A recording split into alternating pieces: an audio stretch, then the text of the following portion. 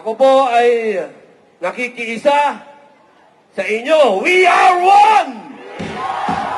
We are one! We are one! Iniisa-isa na po kami. Hindi po magtatagal, masushoot na naman ako. Ang katanungan na lang ngayon, kung ako po'y isushoot dito o ipadadala ako sa Hague. Ako po ay nakikiisa sa inyo. We are one! We are one! We are one! Sigurado ko, yung mga basher ko, sasabihin yan, hindi naman yan naiintindihan yung we are one.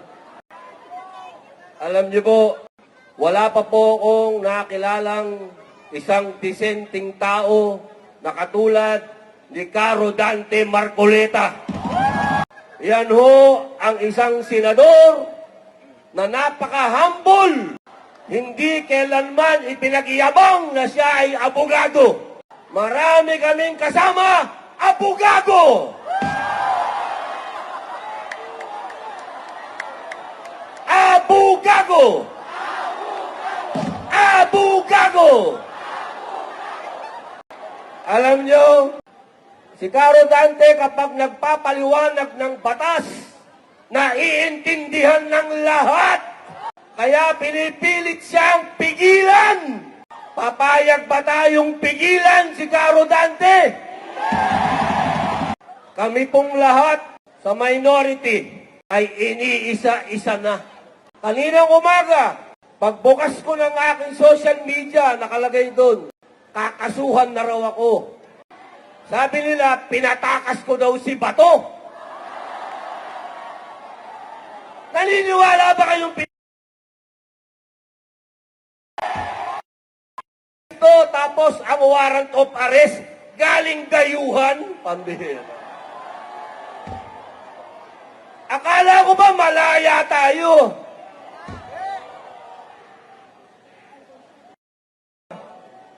May warrant daw sa ICC. Sabi nila, pero yung Pangulo natin, iniimbita si Putin sa Pilipinas. Eh may warrant of arrest si Putin. Ano, pwede na lang ikaso kay Presidente?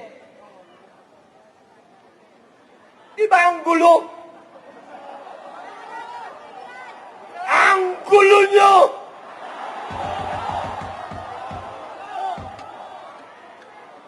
Anong ibig na lang sabihin? Pag dumating dito si Vladimir Putin, isusurrender nyo rin? Oh!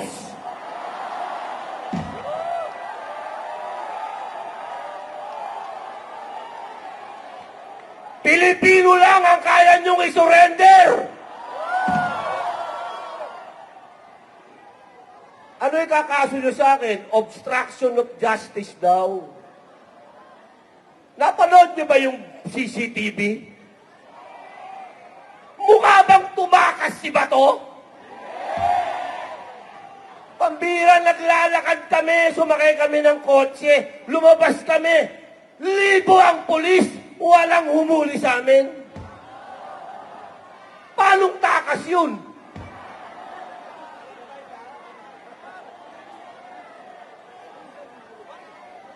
Ang tawag doon, lokohan!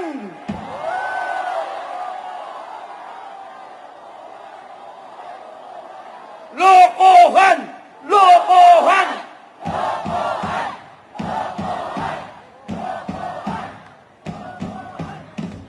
Alam nyo mga kapatid, nakakalungkot ang sitwasyon ng bayan natin. Kaya ang buong sambayanang Pilipino ay nagpapasalamat sa Iglesia ni Cristo sapagkat hindi kayo nakakalimot sa pagmamahal nyo sa bayan. Patuloy ang pangkikising ninyo. Marami sa ating kababayan, hindi ko alam sila'y gising. sila naman ay hirap din. Hindi ko alam kung bakit hindi sila nagrereklamo. Nabigyan ba ng maleta?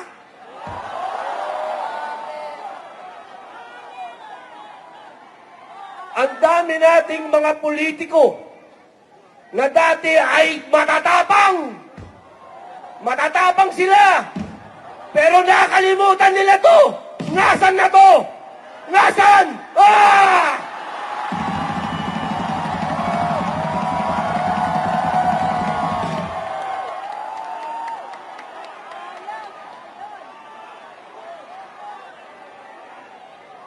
Alam nyo,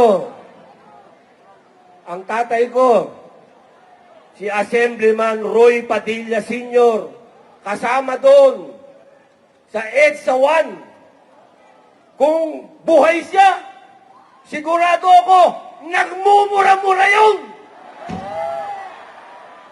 Bawal magmura dito kasi baka matadyakan ako palabas. Pero sigurado ako, masama ang loob ng tatay ko.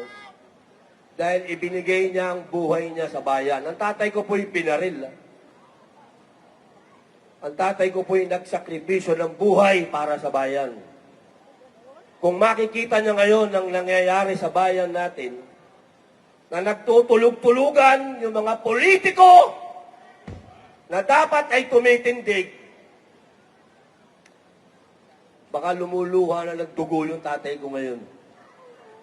Kaming mga anak niya na nawalan ng tatay dahil sa pagmamahal niya sa bayan niya. Ngayon, gusto kong tanungin yung tatay ko, tama ba yung ginawa mo, pa? Iniwan mo kami ng dahil sa bayan at yung mga kasama mo na mga nakaupo ngayon, iniwan tayo sa ere.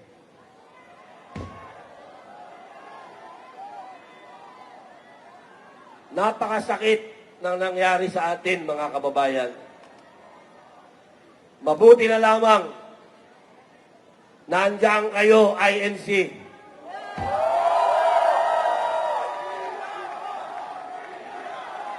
We are one!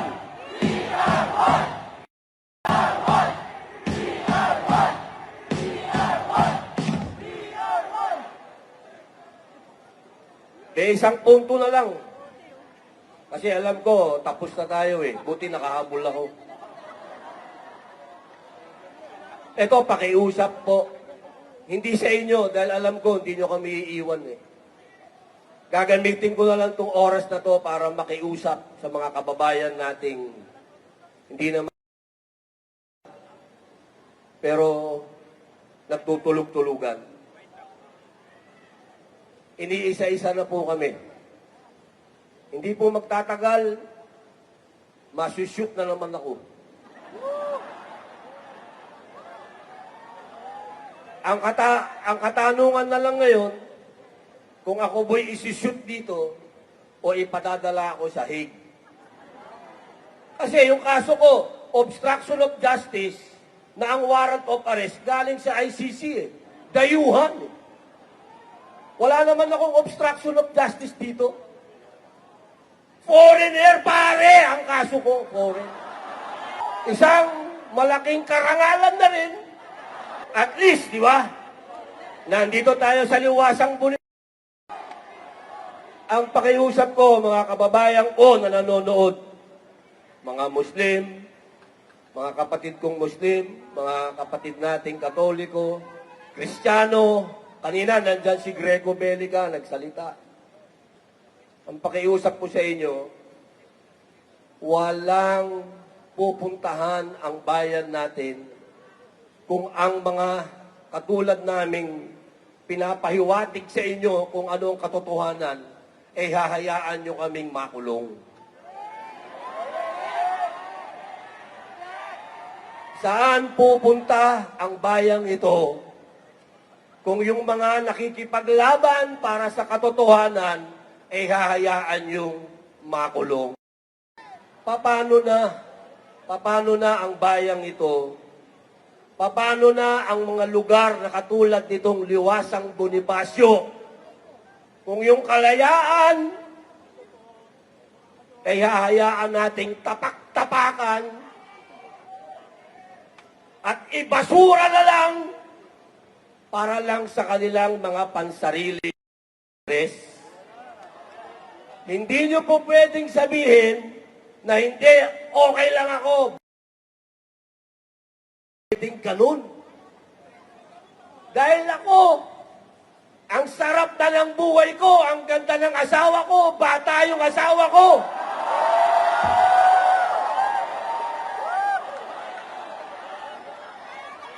Pwede naman ako mag-artista, ang daming leading lady. Pero nagtitis ako para sa inyo.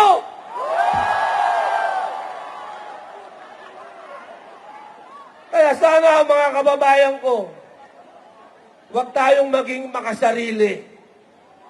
Tingnan natin kung ano ang ginagawa ng Iglesia ni Cristo. Isang tabi niyo yung religion kasi.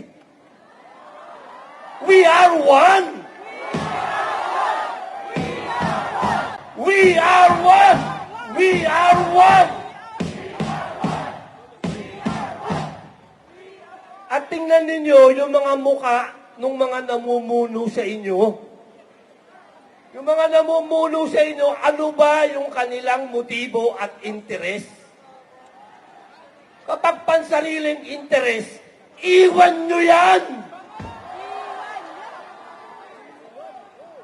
Ang laki na ho ng utang natin. Ang sabi nila, kanina nakikinig ako, ang sinasabi lang ng ating kapatid, buwis lang, buwis. Ang binabayad niyong buwis, ang binabayad kong buwis. Totoo yun. Napupunta sa wala. Pero mas nakakainsulto dahil yung inuutang natin na dapat mapunta sa pag-unlad natin, nauuwi rin sa